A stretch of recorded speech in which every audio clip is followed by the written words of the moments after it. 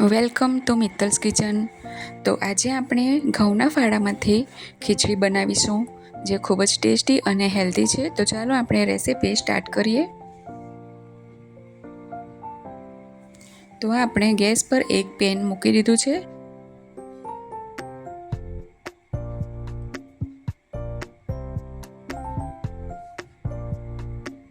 હવે આપણે એની અંદર તેલ એડ કરીશું.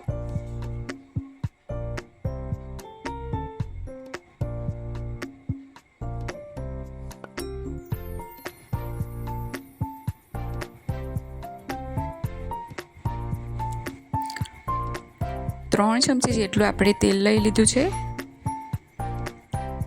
ગેસની ફ્લેમ આપણે સ્લો ટુ મીડિયમ રાખવાની છે.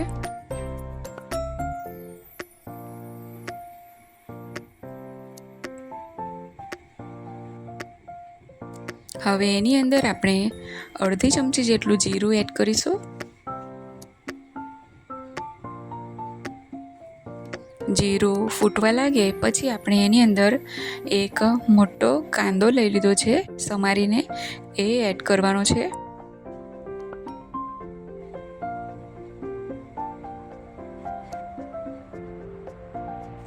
કાંદાને ઝીણો સમારવાનો છે અને હવે એને સાંતળીશું આપણે.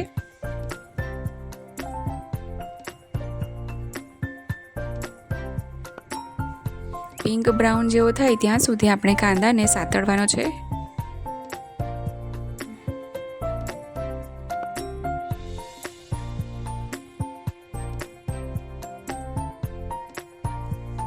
તો કાંદો સતળાઈ ગયો છે. હવે એની અંદર આપણે એક નંગ ટામેટું ઝીણું સમારેલું છે એ એડ કરીશું.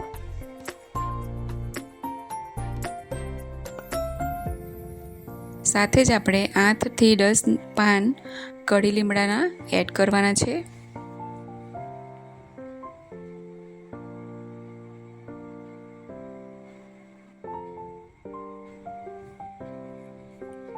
હવે આપણે સિંગદાણા લઈ લીધા છે. 1 ચમચી જેટલા સિંગદાણા લેવાના છે, એ એડ કરી લીધા છે.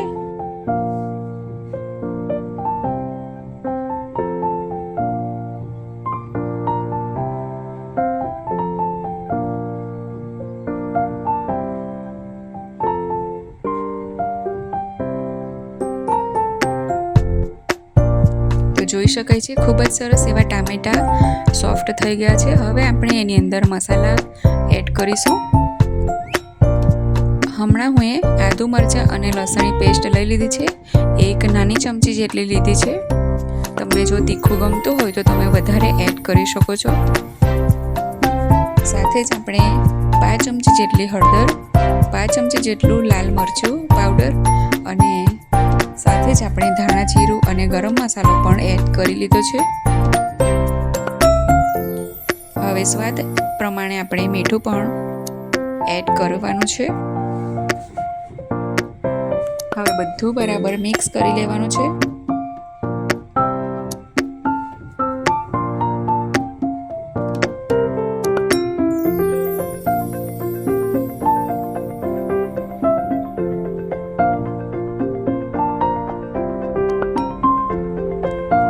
હવે બધો મસાલો ચડી જાય પછી આપણે 1 ગ્લાસ જેટલું પાણી ઉમેરીશું. પાણી ઉકળે ત્યાં સુધી આપણે આ ઘઉંના ફાળા લીધા છે 1 વાટકી જેટલા, એને આપણે ધોઈને પછી એડ કરીશું.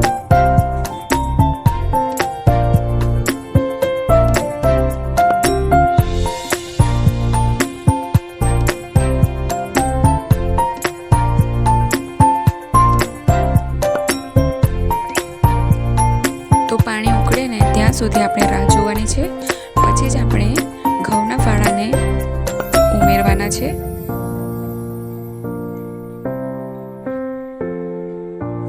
તો હવે આપણે આ ધોઈ લીધા છે અને પાણી પણ ઉકળવા માંડ્યું છે.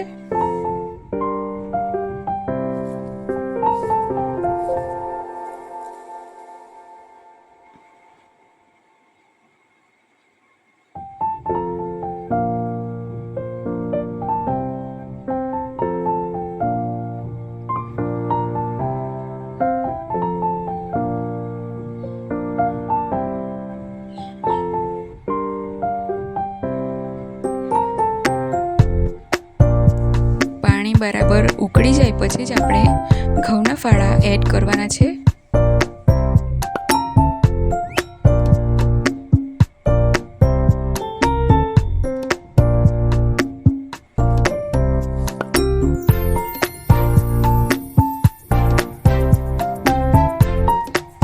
હવે બધું બરાબર મિક્સ કરી લેવાનું છે.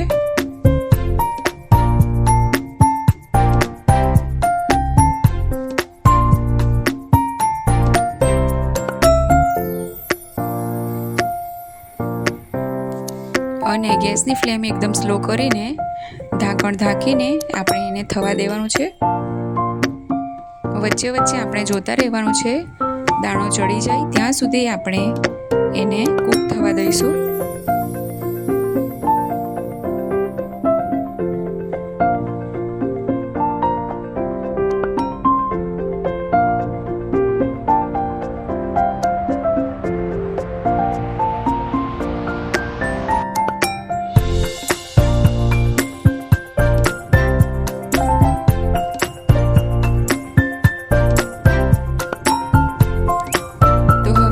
વચ્ચે વચ્ચે ફેરવતા રહીને જોયું છે તો હવે દાણા ચડી ગયા છે.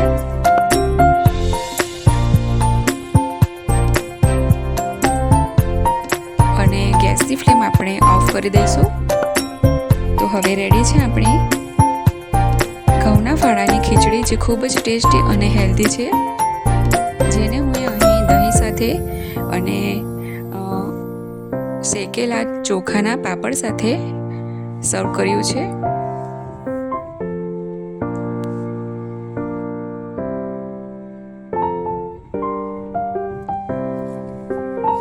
Thanks for watching.